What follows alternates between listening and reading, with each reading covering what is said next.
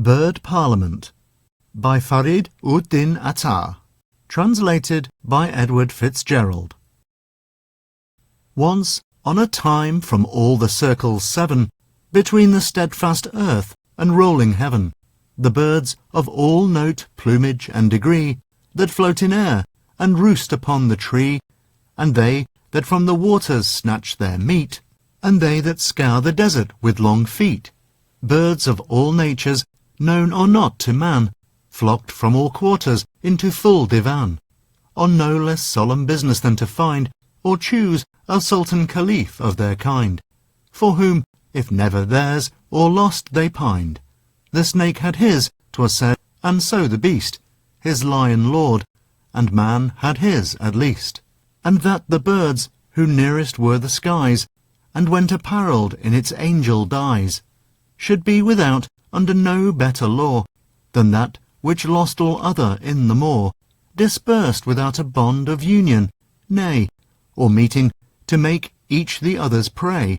This was the grievance, this the solemn thing,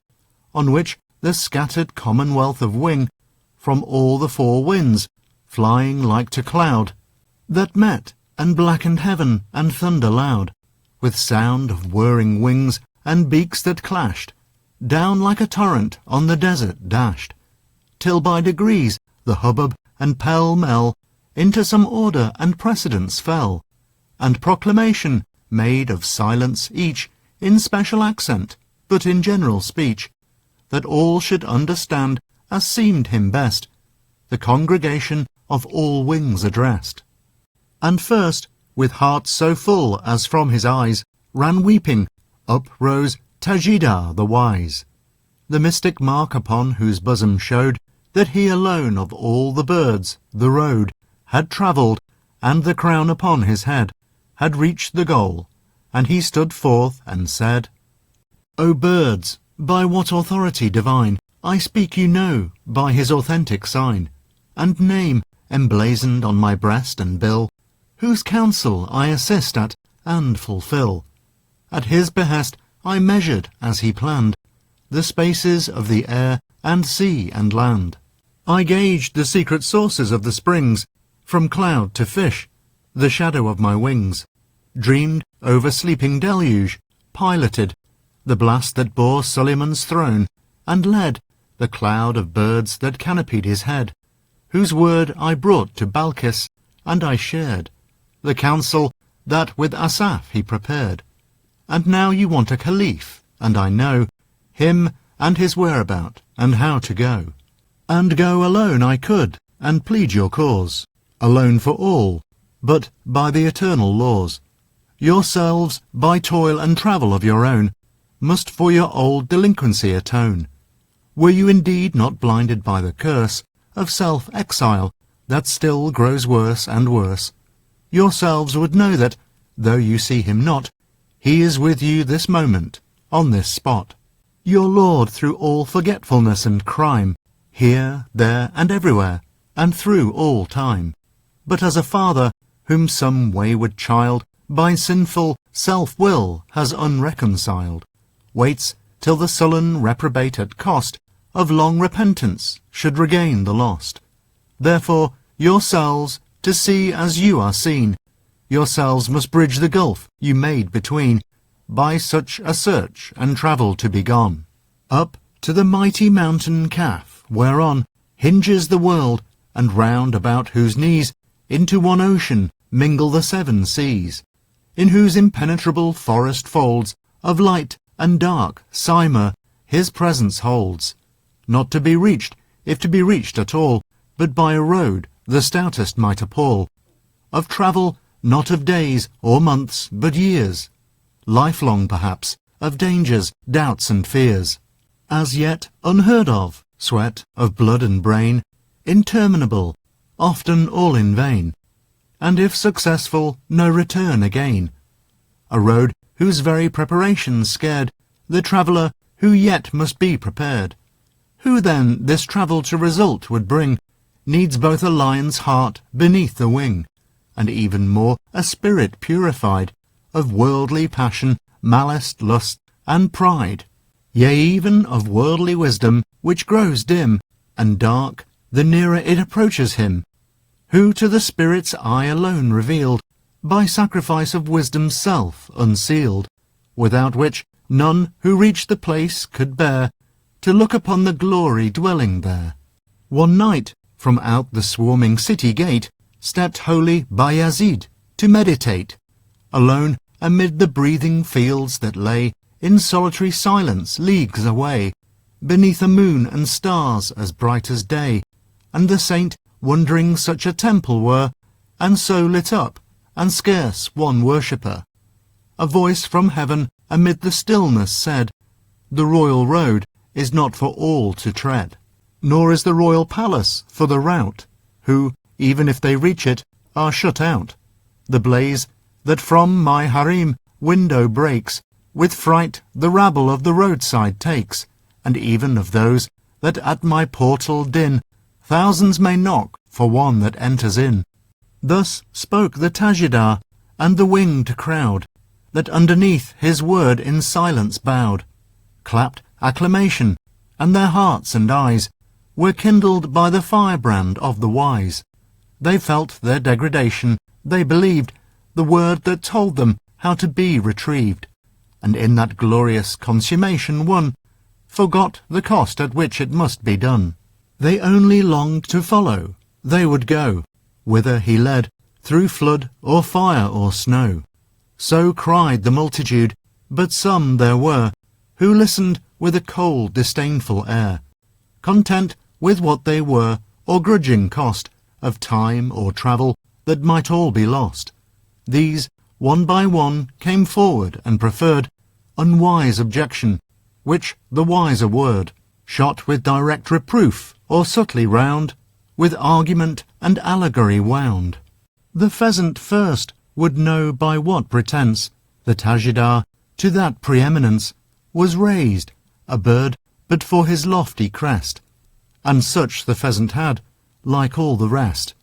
who answered, "By no virtue of my own, Suleiman chose me, but by his alone, not by the gold and silver of my size, made mine, but the free largesse of his eyes. Behold, the grace of Allah comes and goes, as to itself is good, and no one knows which way it turns, in that mysterious court,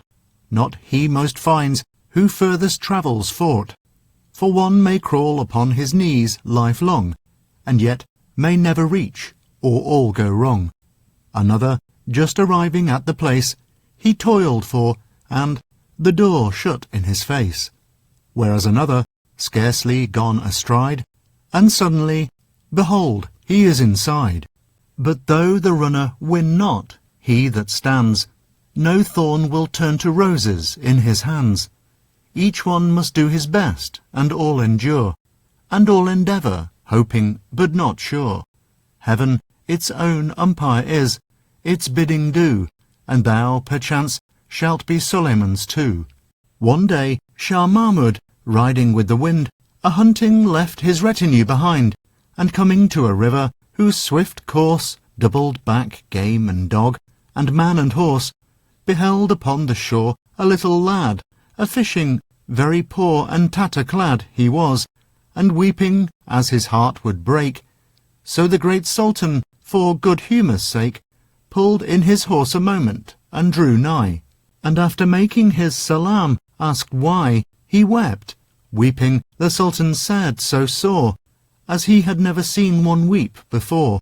The boy looked up, and, "O Emir," he said, "7 of us are at home, and father dead, and mother left with scarce a bit of bread. And now since sunrise have I fished, and see, caught nothing for our supper. Woe is me." The Sultan lighted from his horse. "Behold," said he, "good fortune will not be controlled. And since today yours seems to turn from you, suppose we try for once what mine will do, and we will share alike in all I win." So the Shah took and flung his fortune in the net, which cast by the great Mahmud's hand 100 glittering fishes brought to land. The lad looked up in wonder. Mahmud smiled, and vaulted into saddle But the child ran after. Nay, Amir, but half the hall is yours by bargain. Nay, today take all.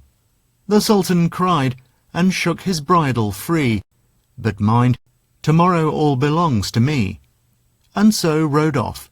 Next morning at divan, the Sultan's mind upon his bargain ran, and being somewhat in a mind for sport, sent for the lad, who carried up to court, and marching into royalty's full blaze, with such a catch of fish as yesterday's, the Sultan called and set him by his side, and asking him, what luck? The boy replied, this is the luck that follows every cast, since o'er my net the Sultan's shadow passed. Then came the nightingale, from such a draught of ecstasy that from the rose he quaffed, reeling as drunk, and ever did distil in exquisite divisions from his bill, to inflame the hearts of men. And thus sang he, to me alone, alone is given the key of love, of whose whole mystery possessed, when I reveal a little to the rest. Forthwith creation listening forsakes the reins of reason, and my frenzy takes. Yea, whosoever once has quaint this wine, he leaves unlistened David's song for mine. In vain do men for my divisions strive, and die themselves making dead lutes alive. I hang the stars with meshes for men's souls. The garden underneath my music rolls. The long, long morns that mourn the rose away, I sit in silence and on anguish pray. But the first air which the new year shall breathe, up to my boughs of message from beneath, that in her green harem my bride unveils, my throat bursts silence, and her advent hails, who in her crimson volume registers the notes of him whose life is lost in hers. The rose I love and worship now is here, if dying, yet reviving year by year. But that you tell of all my life, why waste in vainly searching, or, if found, not taste? So with division infinite and trill, on would the nightingale have warbled still, and all the world have listened, but a note of sterner import checked the lovesick throat. O watering with thy melodious tears love's garden, and who dost indeed the ears of men with thy melodious fingers mould, as David's finger iron did of old, why not, like David, dedicate thy dower of song to something better than a flower? Empress indeed of beauty, so they say, but one whose empire hardly lasts a day, by insurrection of the morning's breath, that made her hurried to decay and death. And while she lasts contented to be seen, and worshipped for the garden's only queen, leaving thee singing on thy bough forlorn, or if she smile on thee, perhaps in scorn, like that fond dervish waiting in the throng, when some world-famous beauty went along, who smiling on the antic as she passed, forthwith staff, bead, and scrip away he cast, and grovelling in the kennel took to whine before her door among the dogs and swine, which, when she often went unheeding by, but one day quite as heedless asked him, why? He told of that one smile, which, all the rest, passing, had kindled hope within his breast. Again she smiled and said, O self-beguiled, poor wretch, at whom and not on whom I smiled. Then came the subtle parrot in a coat, greener than greensward, and about his throat a collar ran of subsulphurious gold, and in his beak a sugar plum he trolled, that all his words with luscious lisping ran, and to this tune, O cruel cage and man, more iron still, who did confine me there, who else with him whose livery I wear, ere this to his eternal fount had been, and drunk what should have kept me evergreen. But now I know the place, and I am free to go, and all the wise will follow me. Some, and upon the nightingale one eye, he leered, for nothing but the blossom sigh. But I am for the luscious pulp that grows, where, and for which the blossom only blows, and which, so long as the green tree provides. What better grows along Kaf's dreary sides? And what more needful profit there than he who gives me life to nip it from the tree? To whom the Tajidar, O thou whose best in the green leaf of paradise is dressed, but whose neck kindles with a lower fire, O slip the collar off of base desire, and stand apparelled in heaven's woof entire. This life that hangs so sweet about your lips, but, spite of all your kizar, slips and slips. What is it but itself the coarser rind of the true life with inside and behind, which he shall never, never reach unto, till the gross shell of carcass he break through? For what, said he, that dying hermit whom your prophet came to, trailing through the gloom, his emerald vest, and tempted, Come with me, and live. The hermit answered, Not with thee. 2 worlds there are, and this was thy design,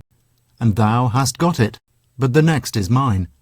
Whose fount is this life's death, and to whose side, even now, I find my way without a guide? Then, like a sultan glittering in all rays of jewellery, and decked with his own blaze, the glorious peacock swept into the ring, and turning slowly, that the glorious thing might fill all eyes with wonder, thus said he, Behold, the secret artist making me, with no one colour of the skies bedecked, but from its angels' feathers did select, to make up mine withal, the Gabriel, of all the birds, though from my place I fell, in Eden, when acquaintance I did make, in those blessed days, with that 7-headed snake, and thence with him my perfect beauty marred, with these ill feet, was thrust out and debarred. Little I care for worldly fruit or flower. Would you restore me to lost Eden's bower? But first my beauty, making all complete, with reparation of these ugly feet. Were it, 'twas answered, only to return to that lost Eden, better far to burn in self-abasement up thy plumed pride, and even with lamer feet to creep inside. But all mistaken you, and all like you, that long for that lost Eden as the true. Fair as it was, still nothing but the shade, and out-caught of the majesty that made.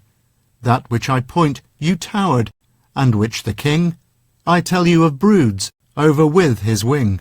with no deciduous leaf, but with the rose of spiritual beauty smells and glows. No plot of earthly pleasance, but the whole true garden of the universal soul. For so creation's master jewel fell from that same Eden, loving which too well the work before the artist did prefer, and in the garden lost the gardener.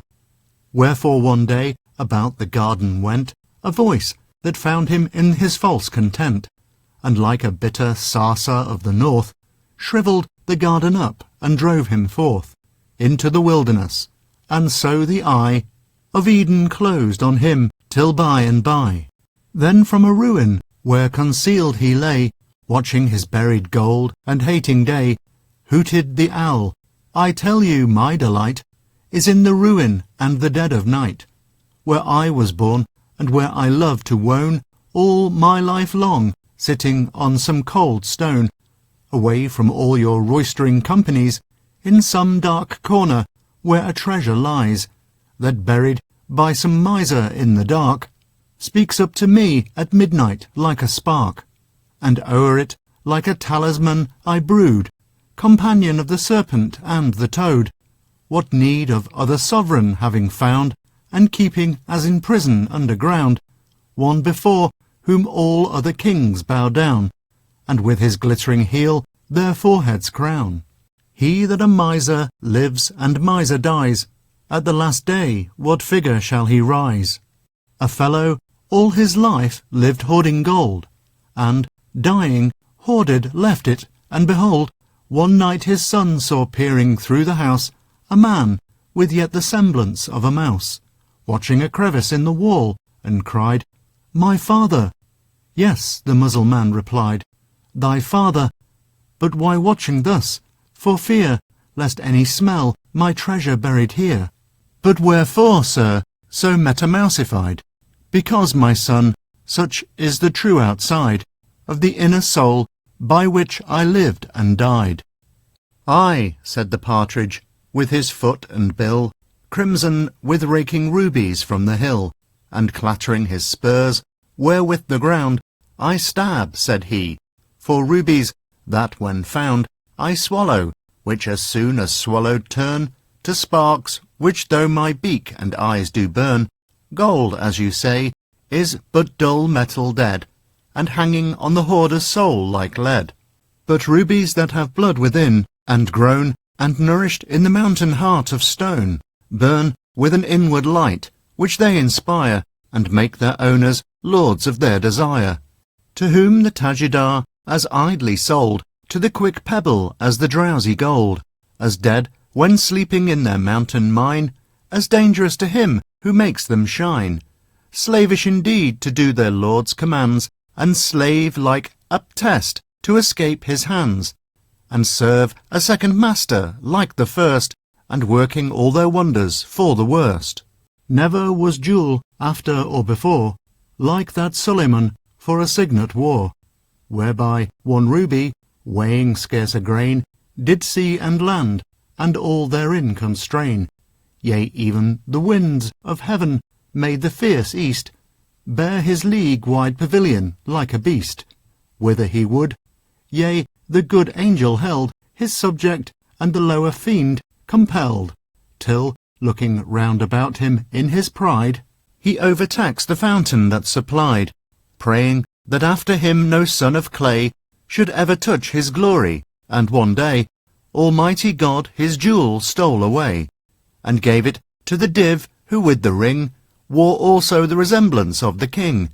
and so for 40 days played such a game as blots Suleiman's 40 years with shame.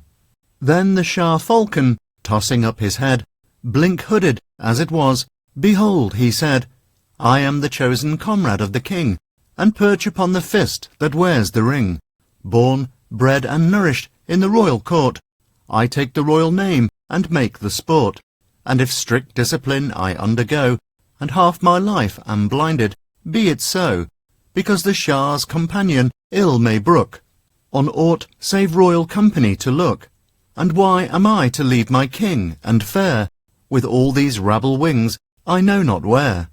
O blind indeed, the answer was, and dark, to any but a vulgar mortal mark, and drunk with pride of vassalage to those whose humour like their kingdom comes and goes, all mutability, who one day please to give, and next day what they gave not seize, like to the fire, a dangerous friend at best, which who keeps farthest from does wiseliest.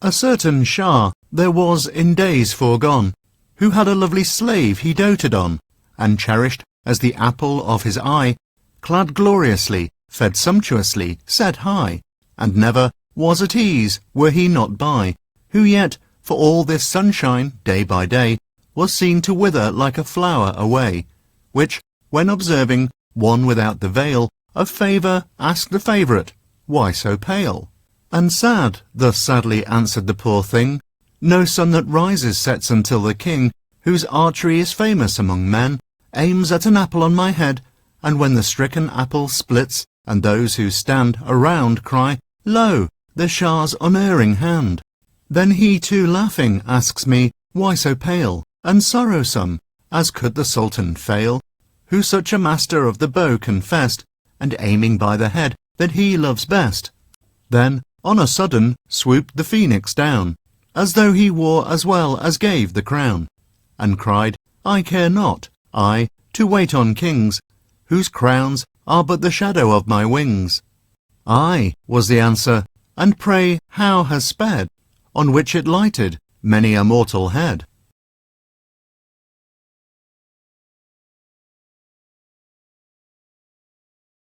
A certain sultan dying, his vizier, in dream beheld him, and in mortal fear, began, O mighty Shah of Shahs, thrice blessed, but loud the vision shrieked, and struck its breast,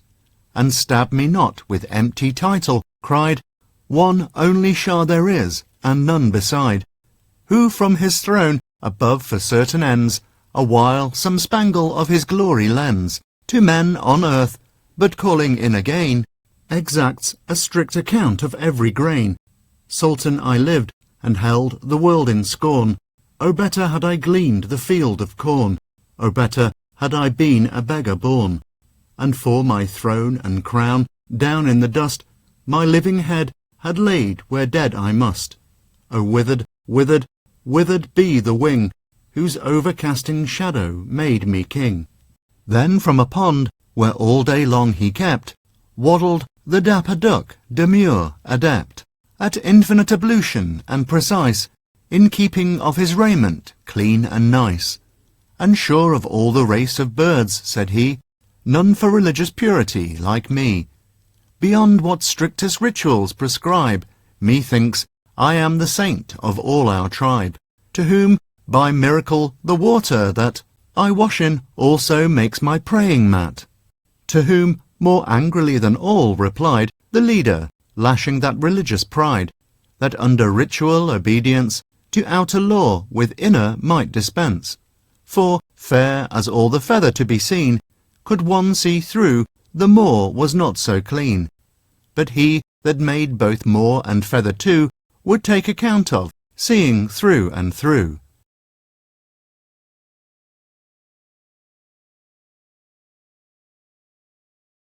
A Shah, returning to his capital, his subjects dressed it forth in festival, thronging with acclamation square and street, and kneeling flung before his horse's feet jewel and gold, all which with scarce an eye the Sultan superciliously rode by, till coming to the public prison,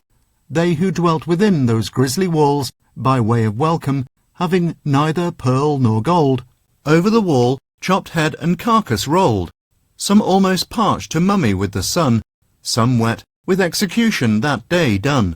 At which grim compliment at last the Shah drew bridle, and amid a wild hurrah of savage recognition, smiling through silver and gold among the wretched crew, and so rode forward, whereat of his train one wondering that, while others sued in vain,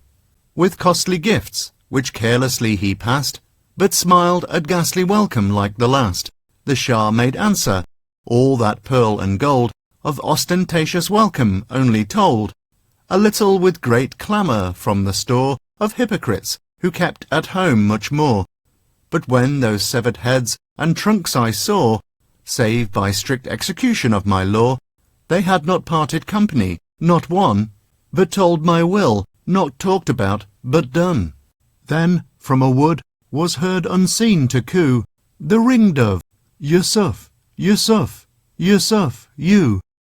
For thus her sorrow broke her note in twain, and, just where broken, took it up again. Suf, Yusuf, Yusuf, Yusuf, but one note, which still repeating, she made hoarse her throat.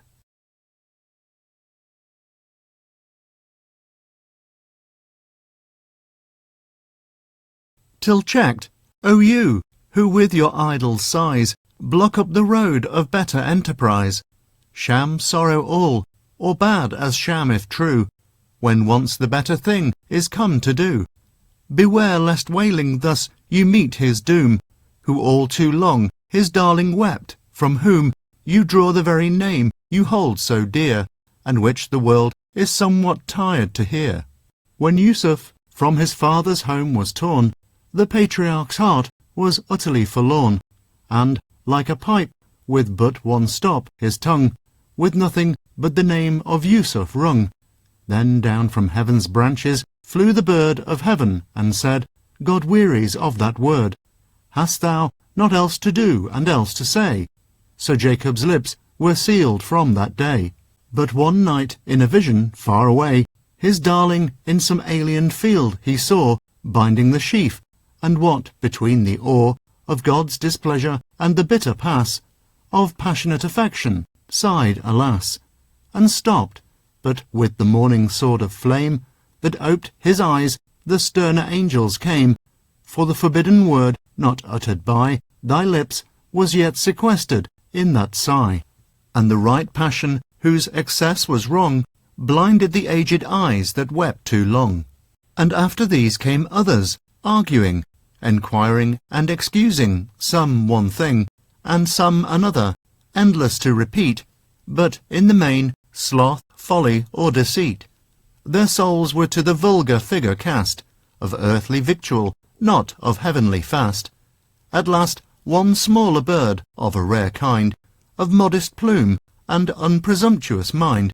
whispered, O Tajidar, we know indeed how thou both knowest, and wouldst help our need. For thou art wise and holy, and hast been behind the veil, and there the presence seen. But we are weak and vain, with little care, beyond our yearly nests and daily fare. How should we reach the mountain? And if there, how get so great a prince to hear our prayer? For there, you say, dwells the Simur alone, in glory, like Suleiman on his throne, and we but pismires at his feet. Can he, such puny creatures, stoop to hear, or see, or hearing, seeing, own us unakin, as he to folly, woe, and death, and sin? To whom the Tajidar, whose voice for those bewildered ones to full compassion rose, O lost so long in exile, you disclaim the very fount of being whence you came, cannot be parted from, and, will or no, whether for good or evil must reflow. For look, the shadows into which the light of his pure essence, down by infinite gradation dwindles, which at random play, through space in shape indefinite, one ray of his creative will into defined creation quickens, we that swim the wind, and they the flood below, and man and beast that walk between, from lion to the least, pismire that creeps along Suleiman's wall, yet that in which they swim, fly, walk, and crawl. However near the fountain, light or far, removed, yet his authentic shadows are dead matter's cell, but the dark residue, exterminating glory, dwindles too.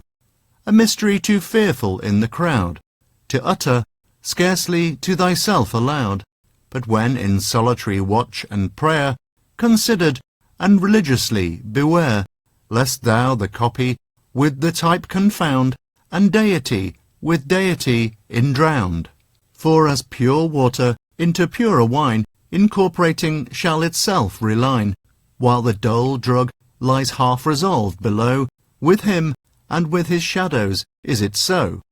The baser forms, to whatsoever change subject, still vary through their lower range, to which the higher even shall decay, that, letting ooze their better part away, for things of sense and matter, in the end, shall merge into the clay to which they tend, unlike to him who straining through the bond of outward being for a life beyond, while the gross worldling to his centre clings, that draws him deeper in, exulting springs, to merge him in the central soul of things. And shall not he pass home with other zest, who, with full knowledge, yearns for such a rest, than he who with his better self at strife drags on the weary exile called this life, one, like a child with outstretched arms and face upturned, anticipates his sire's embrace, the other crouching like a guilty slave, till flogged to punishment across the grave, and knowing that his glory ill can bear the unpurged eye, do thou thy breast prepare, and the mysterious mirror he set there, to temper his reflected image in, clear of distortion, doubleness, and sin. And in thy conscience, understanding this, the double only seems, but the one is. Thyself to self-annihilation give, that this false too, in that true one may live. For this I say, if looking in thy heart, thou for self whole mistake thy shadow part, that shadow part indeed into the sun shall melt, but senseless of its union. But in that mirror, if with purged eyes thy shadow thou for shadow recognize, then shalt thou back into thy centre fall, a conscious ray of that eternal all. He ceased, And for a while amazement quelled the host, and in the chain of silence held a mystery so awful who would dare, so glorious who would not wish to share. So silence brooded on the feathered folk, till here and there a timid murmur broke, from some too poor in honest confidence, and then from others of too much pretence, whom both, as each unduly hoped or feared, the Tajidar in answer checked or cheered. Some said their hearts were good indeed to go the way he pointed out, but they were slow of comprehension, and scarce understood their present evil or the promised good. And so, though willing to do all they could, must not they fall short or go wholly wrong on such mysterious errand and so long, whom the wise leader bid but do their best in hope and faith, and leave to him the rest. For he who fixed the race and knew its length and danger also knew the runner's strength. Shah Mahmud, absent on an enterprise, Ayas, the very darling of his eyes, at home under an evil eye fell sick. Then cried the Sultan to a soldier, "Quick! To horse, without a moment's stay, the shortest road with all the speed you may, or by the Lord your head shall pay for it." Off went the soldier, plying spur and bit, over the sandy desert, over green, valley and mountain, and the stream between, without a moment's stop for rest or bait, up to the city, to the palace gate, up to the presence chamber at a stride, and lo, the Sultan at his darling's side. Then thought the soldier, "I have done my best, and yet shall die for it," the Sultan guessed his thought, and smiled. "Indeed your best you did, the nearest road you knew, and well you rid, and if I knew a shorter, my excess of knowledge does but justify thy less." And then, with drooping crest and feather came others, bowed down with penitence and shame. They longed indeed to go, but how begin, meshed and entangled as they were in sin, which oftentimes repentance of past wrong, as often broken, had but knit more strong, whom the wise leader bid be of good cheer, and conscious of the fault, dismiss the fear, nor at the very entrance of the fray their weapon, even if broken, fling away, since mercy on the broken branch anew would blossom, were but each repentance true. For did not God his prophet take to task, 7 times of thee did Karun pardon ask, which hast thou been like me his maker, yea, but present at the kneading of his clay, with those twain elements of hell and heaven, one prayer had won what thou deniest to 7.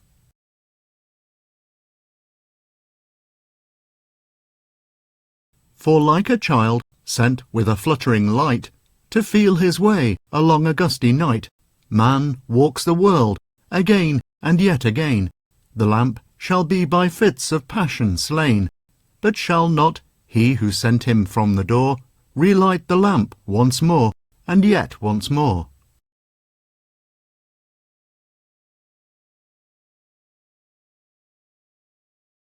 When the rebellious host from death shall wake, black with despair of judgment, God shall take ages of holy merit from the count of angels to make up man's short amount, and bid the murmuring angel gladly spare of that which, undiminishing his share of bliss, shall rescue thousands from the cost of bankruptcy within the prison lost. Another story told how in the scale goodwill beyond mere knowledge would prevail.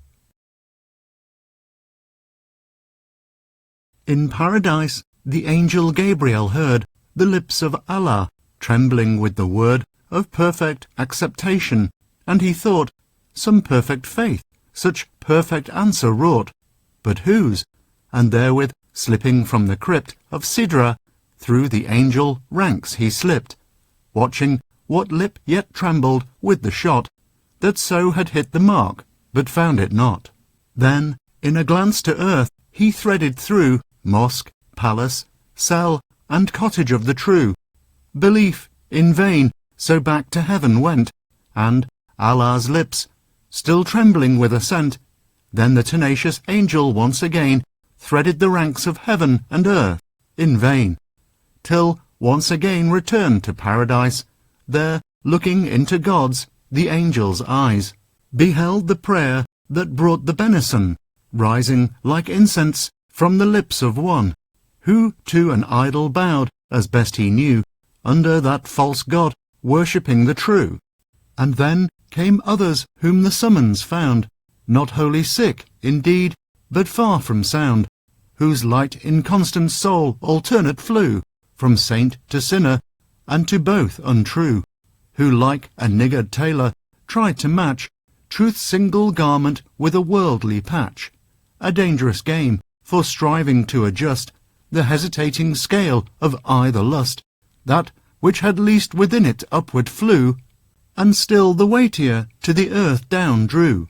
and while suspended between rise and fall, apt with a shaking hand to forfeit all. There was a queen of Egypt, like the bride of night, full moon-faced and canopus-eyed, whom one among the meanest of her crowd loved, and she knew it, for he loved aloud,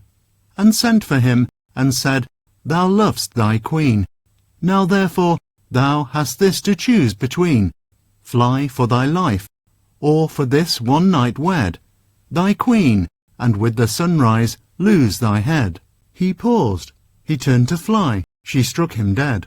For had he truly loved his queen, said she, he would at once have given his life for me, and life and wife had carried, but he lied, and loving only life has justly died.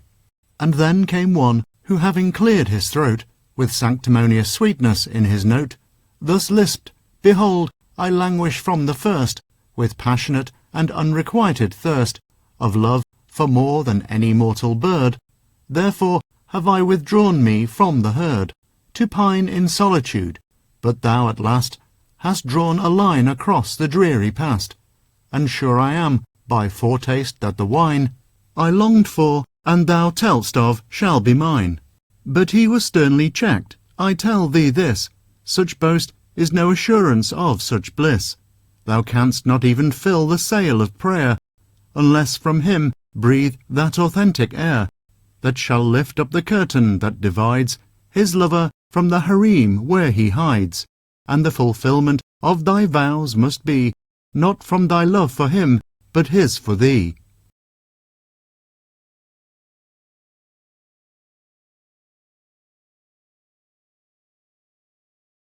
The third night after Bayazid had died, one saw him in a dream at his bedside,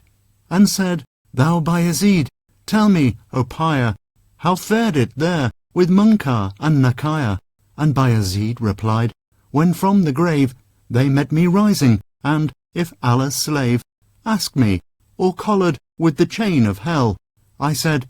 Not I, but God alone can tell. My passion for his service were but fond. Ambition had not he approved the bond. Had he not round my neck the collar thrown, and told me in the number of his own, and that he only knew what signifies 100 years of prayer, if none replies. But said another, Then shall none the seal of acceptation on his forehead feel, ere the grave yield them on the other side, where all is settled.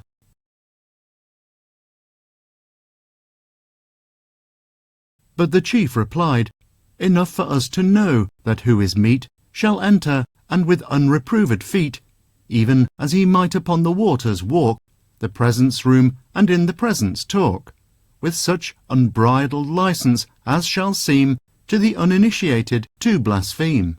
Just as another Holy Spirit fled, the skies above him burst into a bed of angels, looking down and singing clear, Nightingale, nightingale, thy rose is here. And yet the door wide open to that bliss, as some hot lover slights a scanty kiss, the saint cried, All I sighed for come to this. I, who lifelong have struggled, Lord, to be, not of thy angels one, but one with thee.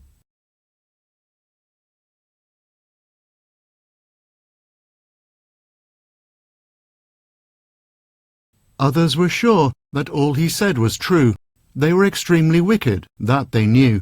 and much they longed to go at once, but some, they said, so unexpectedly had come, leaving their nests half built, in bad repair, with children in, themselves about to pair. Might he not choose a better season? Nay, better perhaps a year or two's delay, till all was settled, and themselves more stout, and strong to carry their repentance out, and then the same or like excuse, with hardened heart and resolution loose, with dallying and old age itself engaged, still to shirk that which shirking we have aged, and so with self-delusion, till too late, death upon all repentance shuts the gate, or some fierce blow compels the way to choose, and forced repentance half its virtue lose.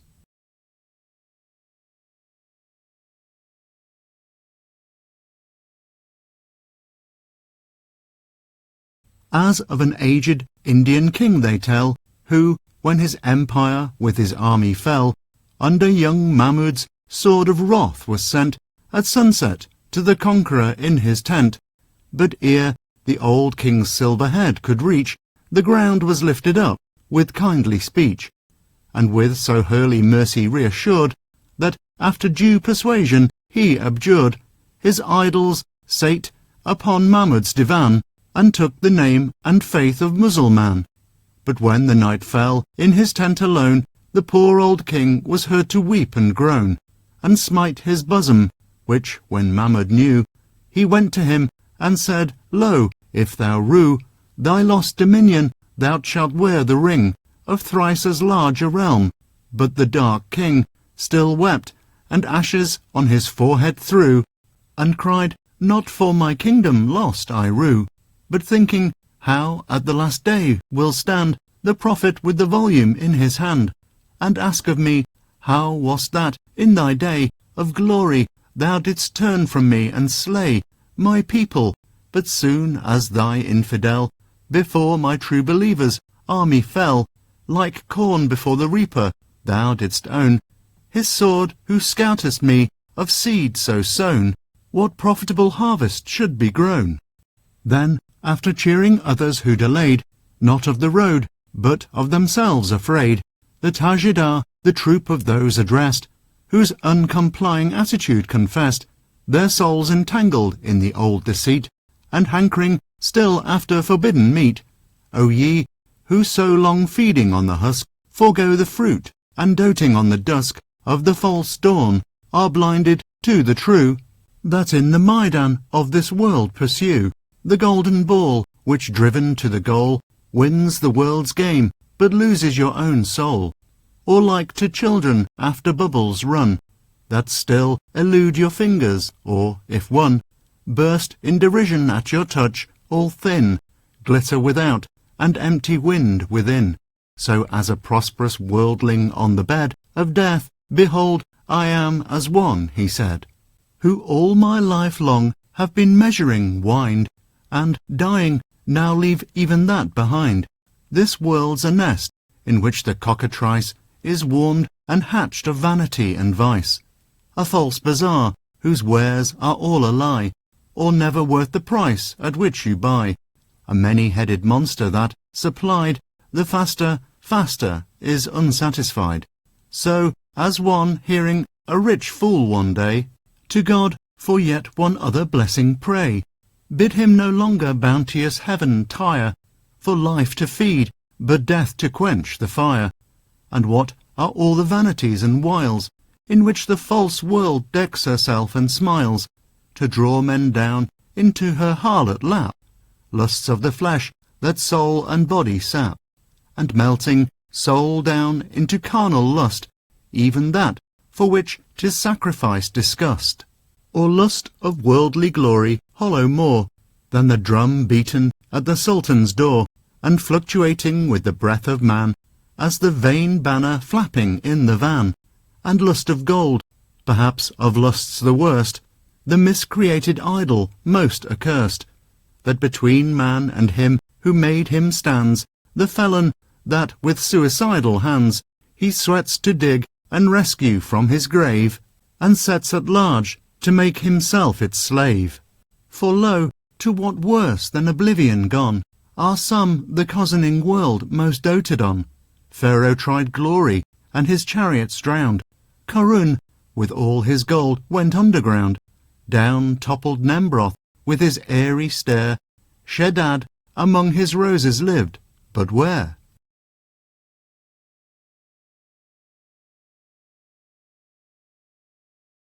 And as the world upon her victims feeds, so she herself goes down the way she leads. For all her false allurements are the threads the spider from her entrail spins and spreads. For home and hunting ground, and by, darts a due signal on the tangled fly, seizes, diswings, and drains the life and leaves the swinging carcass, and forthwith reweaves her web, each victim adding to the store of poisoned entrail to entangle more.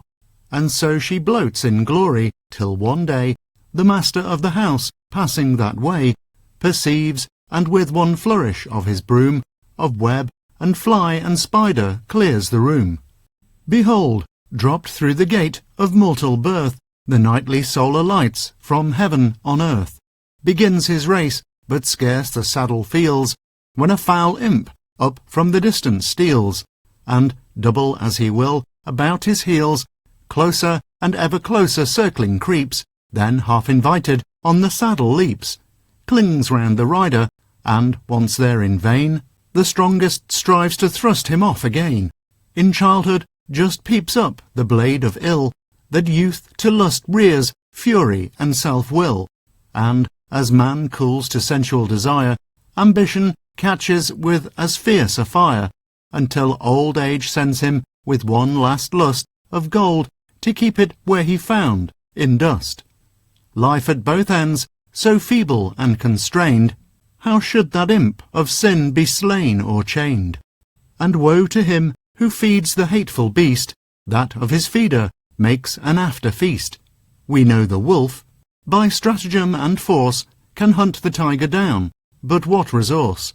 Against the plague we heedless hatch within, then, growing, pamper into full-blown sin,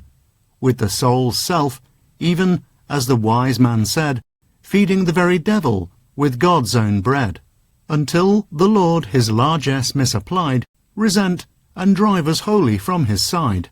For should the greyhound, whom a sultan fed, and by a jewelled string a hunting led, turned by the way to gnaw some nasty thing, and snarl at him who twitched the silken string, would not his lord soon weary of dispute, and turn adrift the incorrigible brute?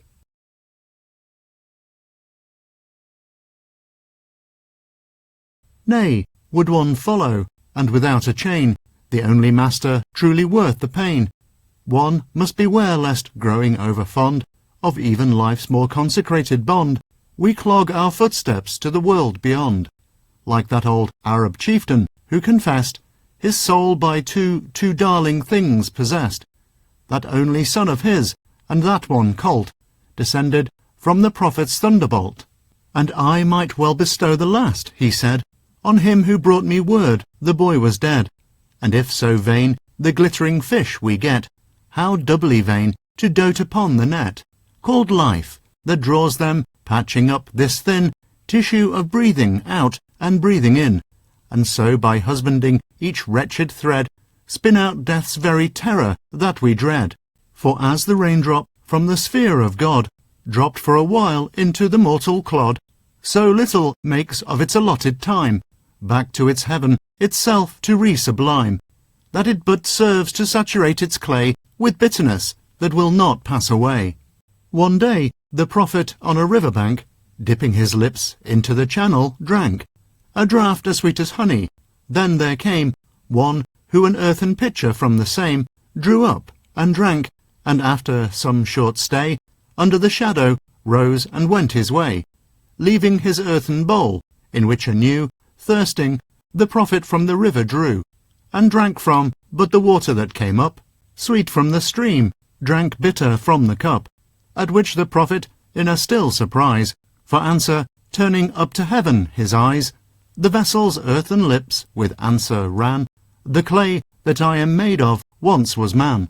who dying, and resolved into the same, obliterated earth from which he came, was for the potter dug, and chased in turn, through long vicissitude of bowl and urn. But howsoever moulded still the pain of that first mortal anguish would retain, and cast and recast for 1,000 years, would turn the sweetest water into tears. And after death, that, shirk it as we may, will come, and with it bring its after day. For even as Yusuf, when his brotherhood came up from Egypt to buy corn, and stood before their brother in his lofty place, nor knew him, for a veil before his face, struck on his mystic cup, which straightway then wrung out their story to those guilty 10. Not to them only, but to every one, whatever he have said, and thought, and done, unburied, with the body shall fly up, and gather into heaven's inverted cup, which, stricken by God's finger, shall tell all the story whereby we must stand or fall. And though we walk this world as if behind there were no judgment, or the judge half blind, beware, for he with whom we have to do outsees the lynx, outlives the phoenix too. So Sultan Mahmud, coming face to face with mightier numbers of the swarthy race, vowed that if God to him the battle gave, God's dervish people all the spoil should have. And God the battle gave him, and the fruit of a great conquest coming to compute. A murmur through the Sultan's army stirred, lest, ill committed to one hasty word, the Shah should squander on an idle brood what should be theirs, who earned it with their blood, or go to fill the coffers of the state. So Mahmud's soul began to hesitate, till looking round in doubt from side to side, a raving zealot in the press he spied, and called and had him brought before his face, and, telling, bid him arbitrate the case. Who, having listened, said, the thing is plain, if thou and God should never have again to deal together, rob him of his share. But if perchance you should, why then beware.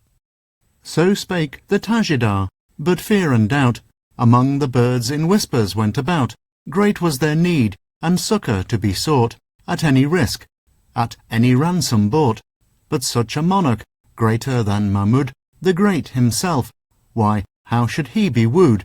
To listen to them, they too have come, oh, so suddenly and unprepared from home, with any gold or jewel or rich thing, to carry with them to so great a king. Poor creatures, with the old and carnal blind, spite of all said, so thick upon the mind, devising how they might ingratiate access as to some earthly potentate.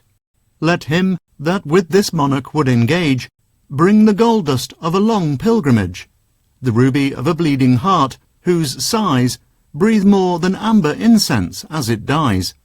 And while in naked beggary he stands, hope for the robe of honour from his hands, and, as no gift this sovereign receives, save the mere soul and self of him who gives. So let that soul for other none reward look than the presence of its sovereign Lord. And as his hearers seem to estimate their scale of glory from Mahmud the Great, a simple story of the Sultan told, how best a subject with his Shah made bold. One night Shah Mahmud, who had been of late somewhat distempered with affairs of state, strolled through the streets, disguised as wont to do, and, coming to the baths, there on the flue, saw the poor fellow, who the furnace fed, sitting beside his water-jug and bread.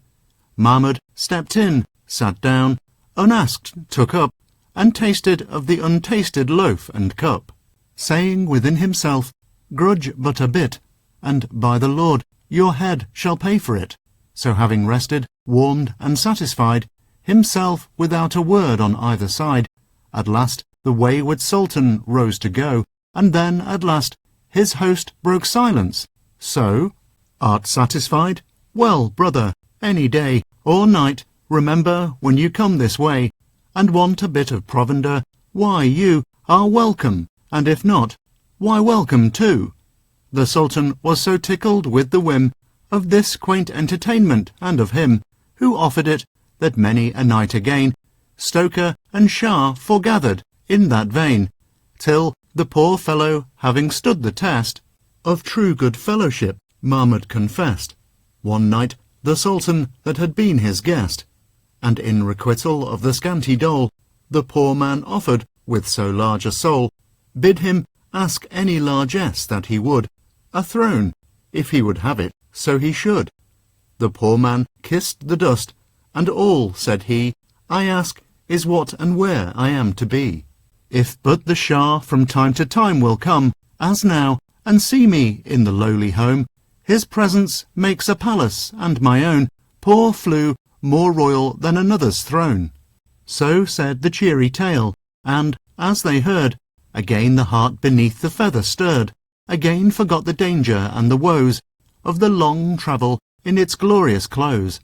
Here truly all was poverty, despair, and miserable banishment, but there, that more than Mahmud, for no more than prayer, who would restore them to their ancient place, and round their shoulders fling his robe of grace. They clapped their wings, on fire to be assayed, and prove of what true metal they were made, although defaced, and wanting the true ring and superscription of their rightful king. The road, in countless voices cried, the host, the road, and who shall be our guide? And they themselves, the Tajidar replied, yet to make doubly certain that the voice of heaven, according with the people's choice, lots should be drawn, and he on whom should light heaven's hand, they swore to follow him outright. This settled, and once more the hubbub quelled, once more suspense the host in silence held, while, tribe by tribe, the birds their fortune drew, and lo, upon the Tajidar it flew, then rising up again in wide and high circumference of wings that meshed the sky. The Tajidar, they cry. The Tajidar with him was heaven, and they would follow life and limb. Then, once more fluttering to their places down, upon his head they set the royal crown, as Caliph of their Caliph so long lost, and captain of his now repentant host. And setting him on high, and silence called, the Tajidar in pulpit throne installed, his voice into a trumpet tongue so clear, as all the winged multitude should hear, raised to proclaim the order and array of march, which many as it frightened, yea, the heart of multitudes at outset broke, yet for due preparation must be spoke.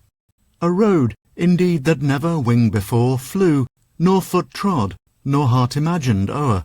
waterless deserts, waters where no shore, valleys comprising cloud-high mountains these, again their valleys deeper than the seas, whose dust all adders, and whose vapour fire, where all once hostile elements conspire,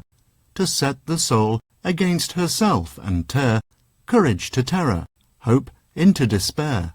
and madness, terrors, trials to make stray, or stop where death to wander or delay, where when half dead with famine, toil and heat, 'twas death indeed to rest, or drink, or eat.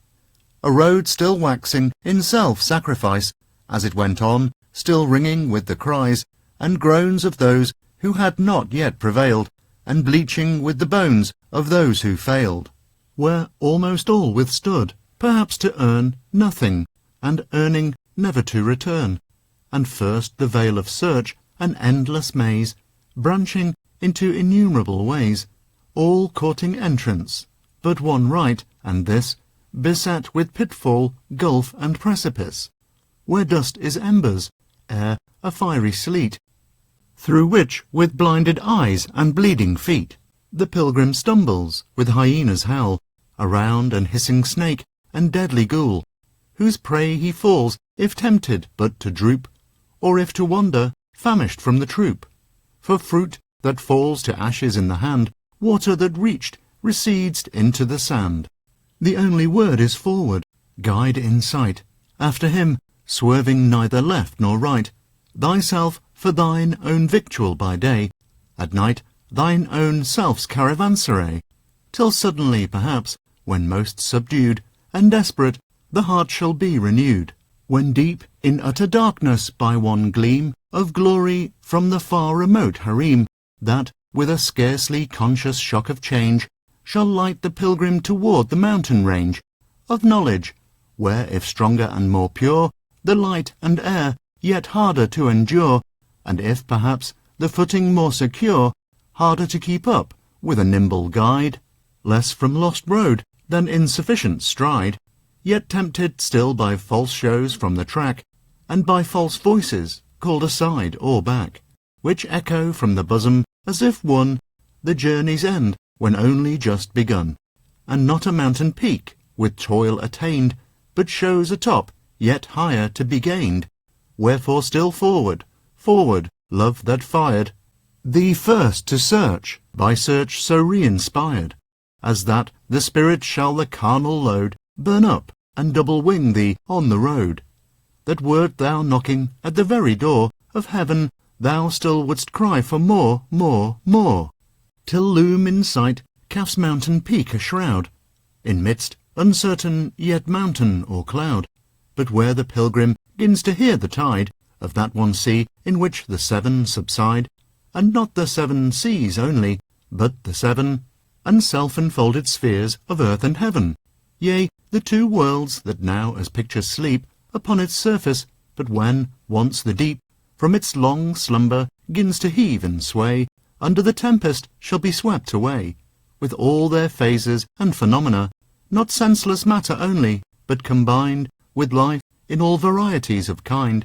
yea, even the abstract forms that space and time men call, and weal and woe, virtue and crime, and all the several creeds, like those who fell before them, Mussulman and infidel, shall from the face of being melt away, cancelled and swept as dreams before the day. So hast thou seen the astrologer prepare his mystic table smooth of sand, and there inscribe his mystic figures, square and trine, circle and pentagram, and heavenly sign, of star and planet, from whose set and rise, meeting and difference, he prophesies, and having done it with his finger clean, obliterates as never they had been. Such is when reached the table-land of one, and wonder, blazing with so fierce a sun, of unity, that blinds while it reveals the universe that to a point congeals, so stunned with utter revelation reels. The pilgrim, when that double-seeming house, against whose beams he long had chafed his brows, crumbles and cracks before that sea whose near and nearer voice now overwhelms his ear, till blinded, deafened, maddened, drunk with doubt, of all within himself as all without, nay, whether a without there be or not, or a within that doubts, and if, then what? Even so shall the bewildered pilgrim seem, when nearest waking, deepliest in dream, and darkest next to dawn, and lost what had, when all is found, and just when sane, quite mad, as one that having found the key once more, returns, and lo, he cannot find the door. He stumbles over, so the pilgrim stands a moment on the threshold, with raised hands, calls to the eternal Saki for one draught of light, from the one essence, which when quaffed, he plunges headlong in, and all is well, with him who never more returns to tell, such being then the race and such the goal. Judge, if you must, not body both and soul, with meditation, watch, and fast prepare, for he that wastes his body to a hair shall seize the locks of truth, and he that prays good angels in their ministry waylays, and the midnightly watcher in the folds of his own darkness God Almighty holds. He that would prosper here must from him strip the world, and take the dervish gown and scrip, and as he goes must gather from all sides irrelevant ambitions, lusts and prides,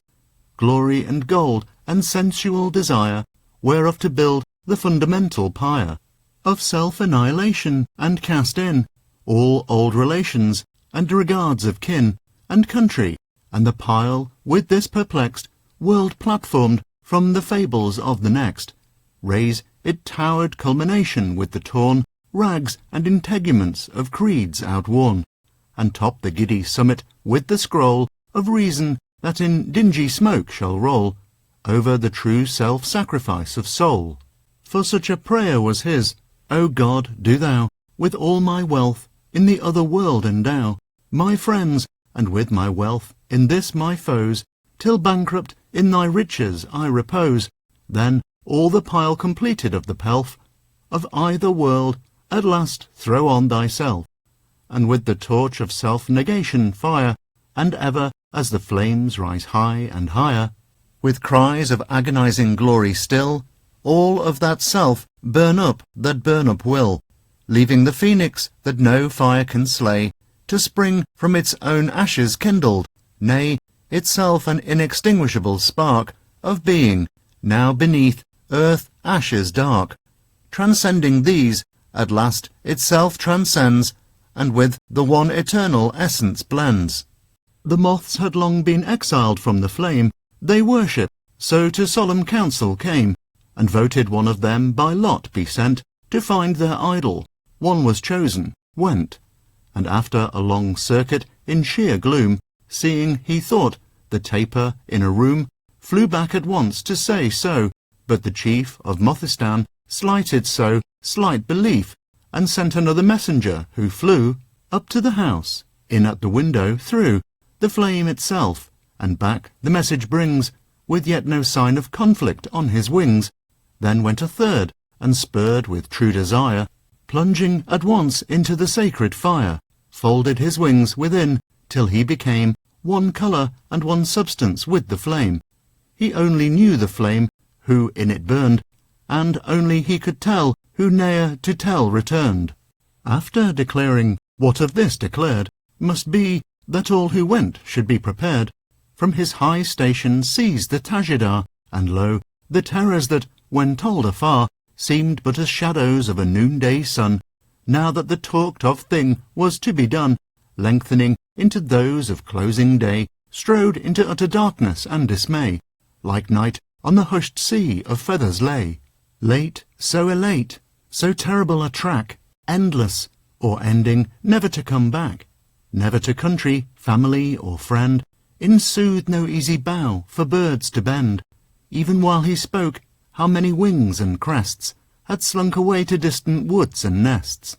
Others again in preparation spent what little strength they had, and never went, and others after a preparation due, when up the vale of that first valley drew, from whose waste wilderness of darkness blew a sarsa, whether edged of flames or snows, that through from root to tip their feathers froze. Up went a multitude that overhead a moment darkened, then on all sides fled, dwindling the world-assembled caravan to less than half the number that began. Of those who fled not, some in dread and doubt sat without stirring, others who set out with frothy force, or stupidly resigned, before a league flew off or fell behind. And howsoever the more brave and strong in courage, wing, or wisdom pushed along, yet league by league the road was thicklier spread by the fast-falling foliage of the dead. Some spent with travel over wave and ground, scorched, frozen, dead for drought, or drinking drowned, famished, or poisoned with the food when found, by weariness, or hunger, or affright, seduced to stop or stray, become the bite of tiger, howling round, or hissing snake, or crocodile that eyed them from the lake, or raving mad, or in despair self-slain, or slaying one another for a grain, till of the mighty host that fledged the dome of heaven and floor of earth on leaving home, a handful reached and scrambled up the knees of calf, whose feet dip in the seven seas, and of the few that up his forest sides of light and darkness where the presence hides, but 30 desperate draggled things, half dead, with scarce a feather on their wings, stunned, blinded, deafened with the crash and craze of rock and sea collapsing in a blaze, that struck the sun to cinder, fell upon the threshold of the everlasting one, with but enough of life in each to cry